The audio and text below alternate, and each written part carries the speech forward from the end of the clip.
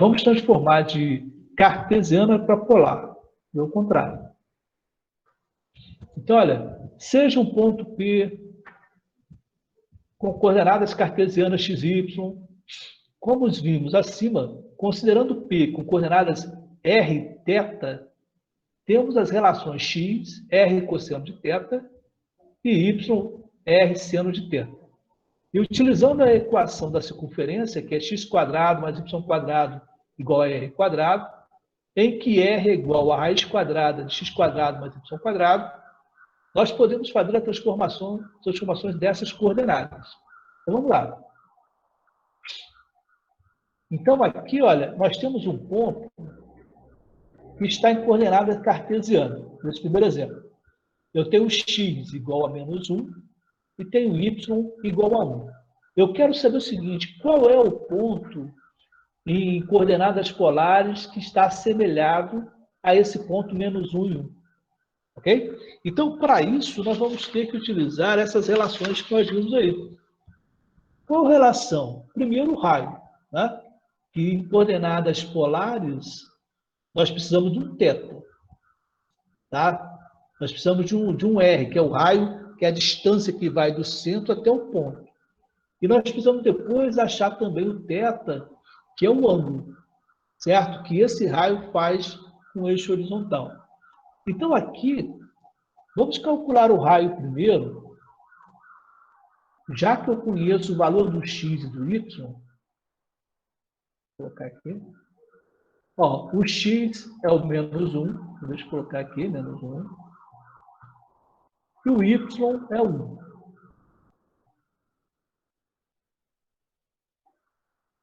Então,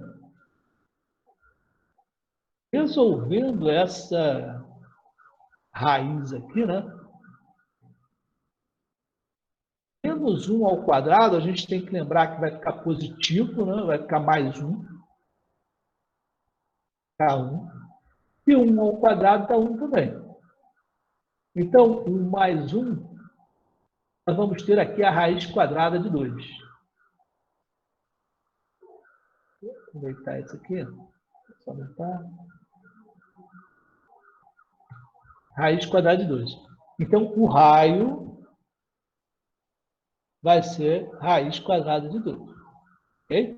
Então, quando eu estou fazendo a mudança de coordenadas cartesianas para as polares, primeiro eu vou achar o raio para depois achar o θ. A partir dessa relação do x e do y aqui, que são valores que eu conheço. Vamos montar agora essa relação do x aqui.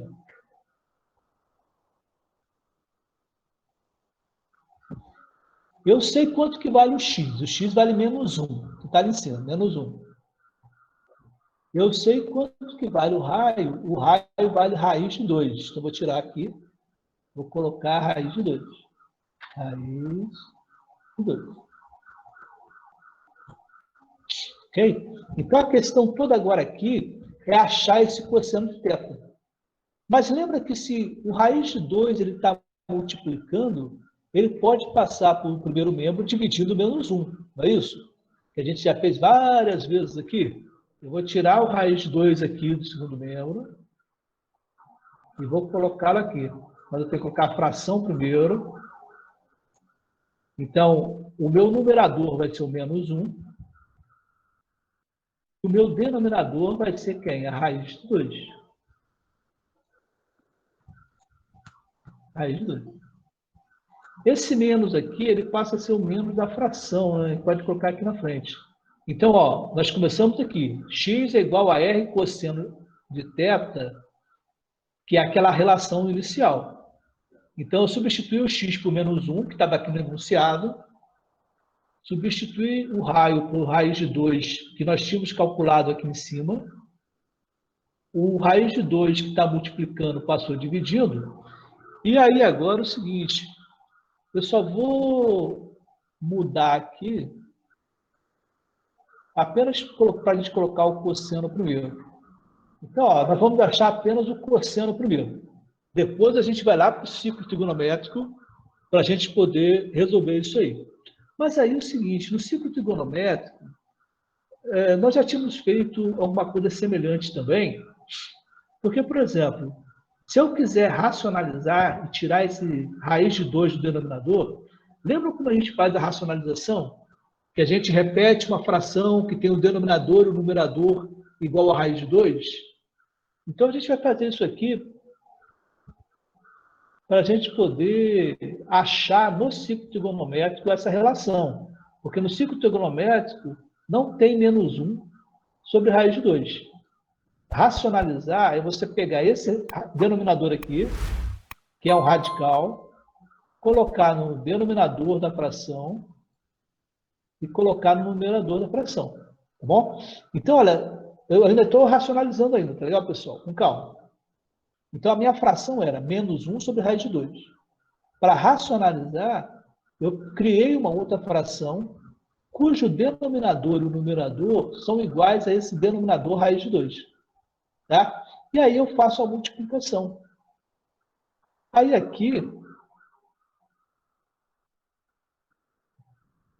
raiz de 2 vezes raiz de 2 vai dar raiz de 4. E menos 1 vezes raiz de 2 vai dar menos raiz de 2. Então, deixa eu colocar a fração aqui. Raiz de 2 dividido por raiz de 4. Né? Porque 2 vezes 2 aqui vai dar 4. Raiz de 4. E raiz quadrada de 4 é igual a 2, então a gente pode simplificar isso aqui. Então vai ficar menos raiz de 2 sobre 2. Tá bom? Por quê? Porque nós racionalizamos isso aqui, pessoal. Cosseno do tempo. Isso. Agora, nós vamos fazer a mesma coisa aqui com o seno. Qual o valor do meu y? O meu y aqui, olha, no par ordenado, é 1. Então, vou vir aqui. Aí, vou tirar o raio e colocar o 1. E vou tirar esse θ aqui. Vou tirar o... Melhor, o y e colocar o 1. E o raio é que é raiz de 2. Então, vou tirar o raio e colocar a raiz de 2. Então, aquele mesmo processo que eu fiz no x, eu vou fazer aqui no y. Ó, então, o raiz de 2 que está multiplicando vai passar dividindo. Então, eu vou tirar o raiz de 2 daqui. Vou colocar no primeiro membro, mas aí eu tenho que colocar uma fração. O numerador vai ser o 1. E o denominador vai ser o raiz de 2. Tá? Então, só para a gente poder organizar, igual o cosseno, eu vou colocar o seno no primeiro membro. Tá bom?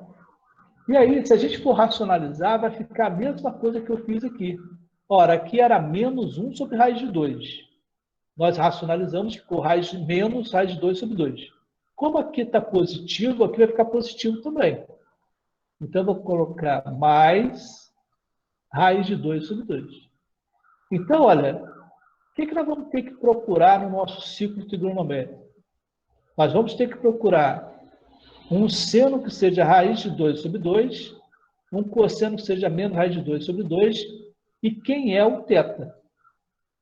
Certo? Porque o θ vai ser aquele que tem um cosseno menos raiz de 2 sobre 2 e um seno raiz de 2 sobre 2.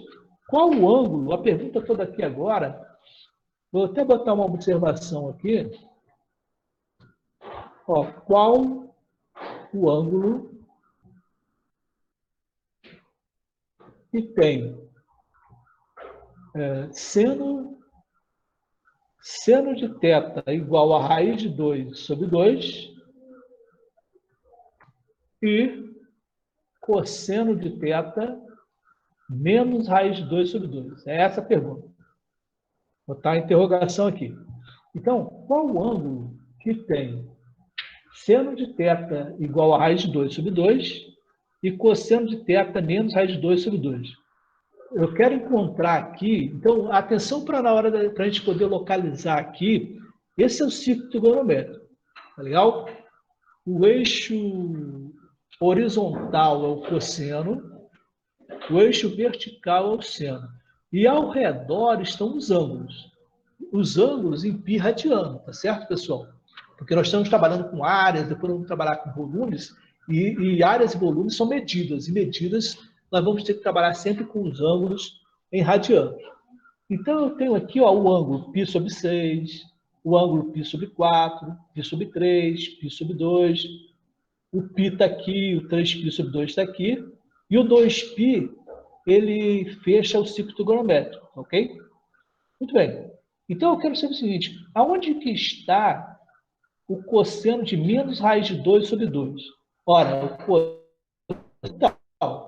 ele está aqui, ó. Certo? Está aqui. Agora, onde está localizado no ciclo trigonométrico o seno de raiz de 2 sobre 2? Está aqui. Legal?